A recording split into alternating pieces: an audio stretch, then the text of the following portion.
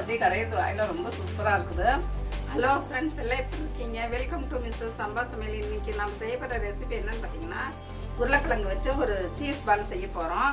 அதுக்கு தேவையான பொருள் ரொம்ப கம்மி தான், ரொம்ப டேஸ்ட்டாக இருக்கும், வித்தியாசமான டேஸ்ட்டில் இருக்கும். அது வீட்டில் நாமளும் செஞ்சு சாப்பிட்டு பார்க்கலாம்.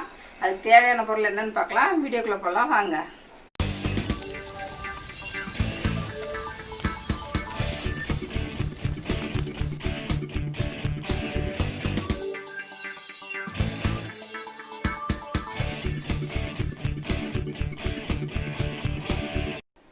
கால் கிலோ உருளைக்கிழங்கு எடுத்து வேக வச்சு தோல் உளிச்சு வச்சுருக்கிறேன். இதை மசிச்சுக்கணும். சீஸ் வந்து 200 கிராம் எடுத்திருக்கேன். அது பாதி திருவி வச்சாச்சு, பாதி இப்படி சின்ன சின்னதாக கட் பண்ணி வச்சுருக்கிறேன். இப்போ எப்படி செய்யலான்னு பார்க்கலாம் வாங்க. முடிஞ்ச அளவுக்கு இப்படி சின்ன சின்ன கியூப்ஸாக கட் பண்ணிக்கோங்க, மீதியை திருவி வச்சுக்கோங்க. இப்போ நம்ம உருளைக்கிழங்க மசிச்சுக்கலாம். இப்போ இந்த மேக்ஸ் இல்லாதவங்க ஸ்பூன்லேயே கூட நசுக்கி இது பண்ணிக்கலாம்.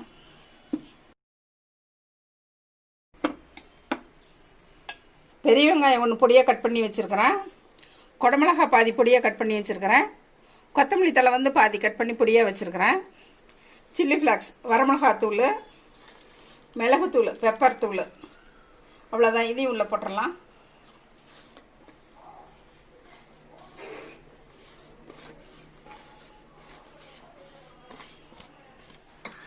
இப்போ இது கூட நம்ம துருவி வச்ச சீஸை போட்டுடலாம். அந்த கியூப்ஸ் போட வேண்டாம், சீஸ் இதை மட்டும் போட்டுக்கோங்க. தேவையான அளவு உப்பு போட்டுக்கலாம். இப்போ நல்லா எல்லாம் ஒன்றா இருக்கிற மாதிரி மிக்ஸ் பண்ணிக்கலாம்.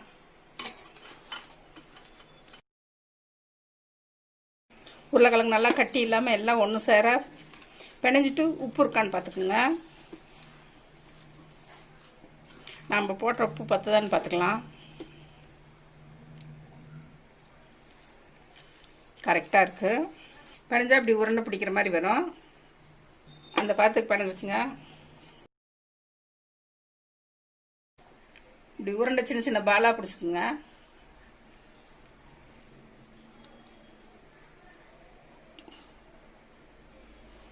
நம்ம கட் பண்ணி வச்ச இந்த சீஸ் வந்து உள்ளக்குள்ள வச்சு மூடி ரவுண்ட் பண்ணி ஒரு பால் போட்டுனிடலாம்.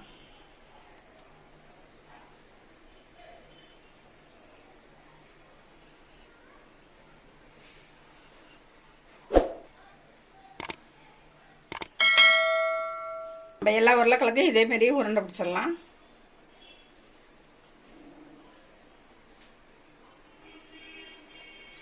நடுவில் சீஸ் வச்சிடலாம்.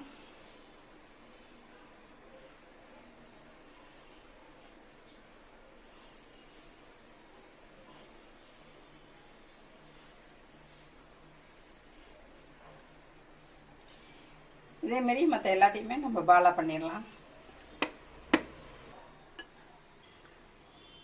எல்லா உருளைக்கிழங்கும் பால் செஞ்சாச்சு.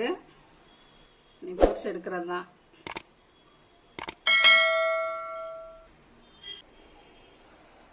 மைதா 2 ஸ்பூனு, கார்ன்ஃப்ளவர் 2 ஸ்பூன் எடுத்துருக்கோம். ரெண்டையும் கலந்து லைட்டாக உப்பு போட்டு கொஞ்சம் திக்காக தண்ணி ஊற்றி கலந்து வச்சுக்கலாம். இப்படி திக்காக கலந்துக்குங்க 2 மாவையும். பிரெட் கிரம்ஸ் எடுத்துருக்கோம். நம்ம வந்து உருட்டி வச்ச இந்த பாலை வந்து இந்த மைதா கார்ன்ஃப்ளவரில் போட்டு பிரெட்டில் போட்டு எடுத்து வைக்கலாம். பிரெட் கிரம்ஸ் வந்து கடையிலே விற்கிது. இல்லாட்டி நம்ம வந்து பன்னு வாங்கி வெயிலில் காய வச்சு இது மாதிரி தூள் பண்ணி வச்சுக்கலாம் மிக்சியில். ரஸ்க் பாக்கெட் வாங்கி தூள் பண்ணி வச்சுக்கோங்க. கடையில் பாக்கெட் விற்கிது. ரஸ்க் பாக்கெட் வாங்கி கடையில் அதை மிக்சியில் தூள் பண்ணி வச்சுக்கிட்டேன்.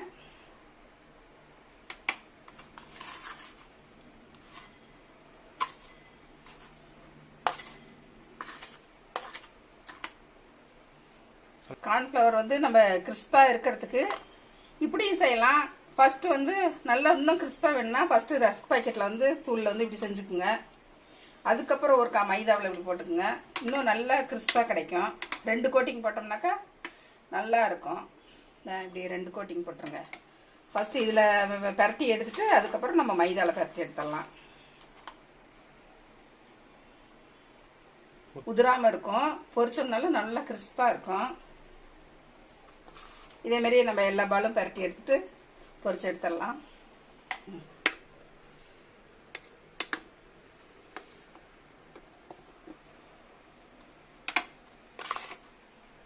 நம்ம கையில் தொட்டு பண்ணோம்னா எல்லா ரஸ்க் தூளும் நம்ம கையிலேயே ஒட்டிக்கும்.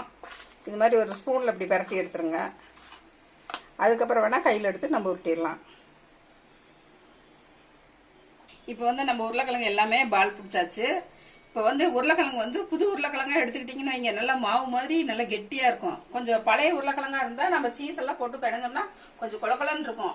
அதுக்கு என்ன பண்ணுறீங்கன்னா, ஒரு 2 ஸ்பூன் கார்ன்ஃப்ளவர் மாவு வந்து நீங்கள் உருளைக்கிழங்குல போட்டு பிணைஞ்சிட்டிங்கன்னா உருண்டை பிடிக்கிறதுக்கு கொஞ்சம் கிறிஸ்பாக வரும்.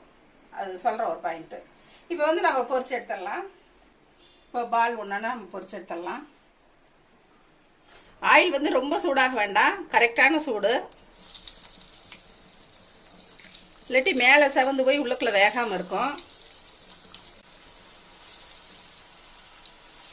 நம்ம உருளைக்கிழங்கு பால் செஞ்சது பார்த்தீங்கன்னா, எடுத்ததுமே நம்ம மைதா கோட்டிங்கில் போடாமல் முதல் ப்ரெட்டில் போட்டுட்டு 2வது மைதாவில் போட்டோம். 2 கோட்டிங் கொடுத்ததுனால பிரியாமல் நல்லா இருக்கும் பாருங்க. அப்படியே இல்லாட்டி எல்லாம் உதிர்ந்து எண்ணெய்க்குள்ளேயே உளுந்துரும் எல்லாமே பிரெட் க்ரம்ஸு. இப்படி செய்கிறதுனால உதிராது. லைட்டாக செவந்திருக்கு, கோல்டன் ப்ரௌன் வந்தது எடுத்துடலாம். 2 பக்கம் அப்படியே திருப்பி விடுங்க.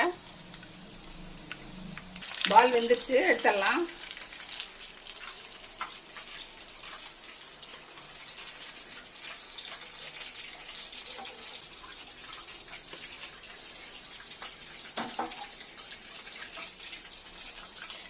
மீதி எல்லாமே பொரிச்சு எடுத்துடலாம்.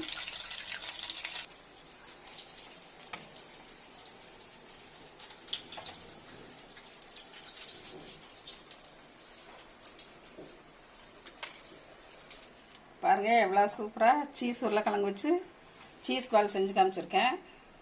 கிறிஸ்பியாக எவ்வளோ மொறு மொறுன்னு இருக்குது. எப்படி இருக்குது பாருங்கள், நல்லா ஸ்பாஞ்சியாக இருக்குது. உடச்சி காட்டுறேன் பாருங்கள்.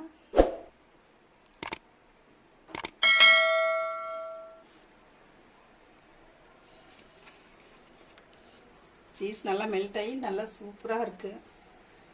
பாருங்கள், சீஸ் மெல்ட் ஆகி எவ்வளோ நல்லா வருது. குழந்தைங்க பார்த்தாங்கன்னா ரொம்ப விரும்பி சாப்பிடுவாங்க.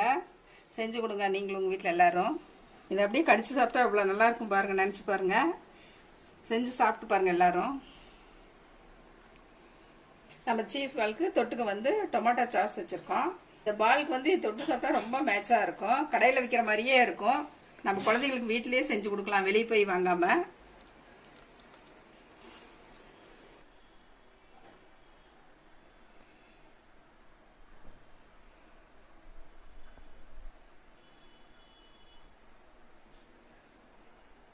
டேஸ்ட் பண்ணி பார்த்துடலாம். ரொம்ப சூடாக இருக்குது. டேஸ்ட் பண்ணி பார்த்துடலாம்.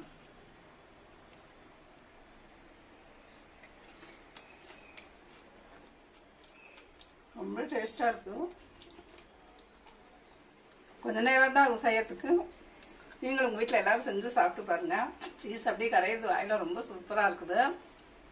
குழந்தைங்க சாப்பிட்டாங்கன்னா வேணும் வேணும்னு கேட்டுக்கிட்டே இருப்பாங்க. நல்லா இருக்குது.